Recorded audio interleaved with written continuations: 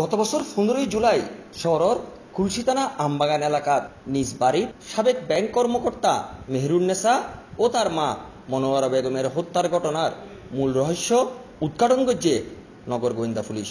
একই সাথে হত্যাকাণ্ডে জড়িত আরো 3 জনরে গ্রেপ্তার করা ওই, যারার মধ্যে একজন আদালতত স্বীকারোক্তিমূলক জবানবন্দি দিয়ে বলে জানাইয়ে চট্টগ্রাম মেট্রোপলিটন পুলিশের অতিরিক্ত পুলিশ কমিশনার আমেনা বেগম।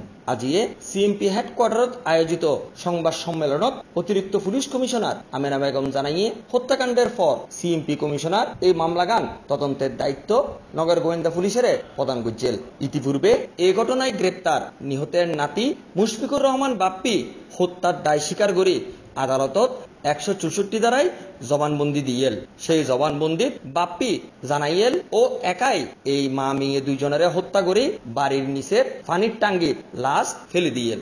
বাপ্পি একা এই হত্যাকাণ্ডের দায় স্বীকার করলেও নগর গোয়েন্দা পুলিশ মামলার তদন্ত আরো অধিকতরভাবে চালিত আছিল, যার এক পর্যায়ে নিহত মেহেরুন্নেসার মোবাইল সেট কান তদন্ত কর্মকর্তা উদ্ধার করছেন। সেই মোবাইল সেট উদ্ধারের পর কর্মকর্তা হল জানিত পাইছে মা মেয়ের জোড়াকুনের ঘটনার বাপ্পি একা নয়, বরং আরো একাধিক ব্যক্তি জড়িত আছিল। সেই ব্যক্তি হলরে চিহ্নিত করিয়ে এনে নানান তথ্য সংগ্রহের পর নগর গোয়েন্দা পুলিশ গত 12 মার্চ রাতিয়ে আমবাগান রেল লাইনের পাশে একখান বাসাতুন মুসলিম নামের এক রাজমিস্ত্রিরে আটক করছে।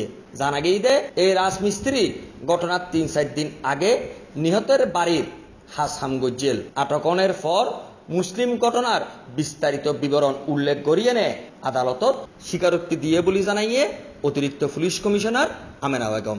ইতিমধ্যে হত্যাকাণ্ডে জড়িত শাহাবুদ্দিন ও মাসুদ রানা নামের আরো 2 জনের আটক করা হইয়ে বলে সংবাদ সম্মেলনত জানানো। মূল অপরাধী ভাতিজা মানে এই যিনি ভিকটিম তার যে নাতি এবং ভাইয়ের ছেলে তার নাম মুশফিক, আর গতকাল ধরা পড়ছে মুসলিম, শাহাবুদ্দিন, মাসুদ রানা, এই 3 জন। আগে ঘটনার শুরুতে প্রায় 16 দিনের মাথায় মুশফিক ধরা পড়ে এবং সে আমাদের কাছে স্বীকার করে, তবে সে মানে অর্ধেক সত্য মানে গোপন রেখেছিল। অন্য যারা জড়িত ছিল সে তখন আমাদেরকে বলেছিল সে একাই ঘটনাটি ঘটিয়েছে।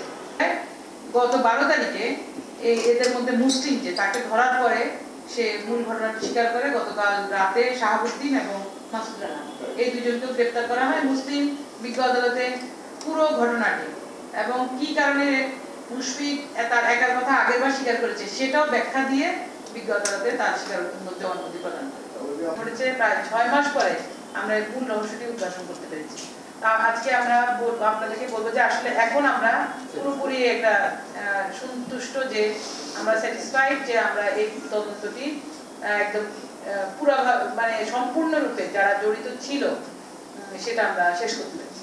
সংবাদ সম্মেলনত জানা গিয়ে এই মা মেয়ের জোড়া খুনের ঘটনার সর্বমোট 5 জন জড়িত আছিল, যারার মধ্যে 2 জন সম্পত্তির লোভত, 2 জন তারারোয়ারে পূর্বশত্রুতার জেরে, আর 1 জন নগদ টিয়ানলাই এই হত্যার অংশগ্রহণ করছিল। বর্তমানে এই 5 জনের 1 জন পলাতক আছে, যারে গ্রেপ্তার করিবার অভিযান অব্যাহত আছে বলে জানাইয়ে অতিরিক্ত পুলিশ কমিশনার আমেনা বেগম। এখন তার মধ্যে পিসিপিআরও তার ইনকোয়ারি টিম তার নাম ঠিকানা সঠিক পাওয়া গেছে। সে পলাতক থাকলেও আমরা ইমিগ্রেশনে আমরা জানিয়ে দিব যাতে সে এই দেশ থেকে করতে না পারে এবং সে কিছুদিনের মধ্যে ধরা পড়বে বলে আমরা আশাবাদী। যেহেতু মূল জড়িত হিসেবে তার নাম এসেছে, এখন তাকে ধরার জন্য আমাদের সময় দেবে।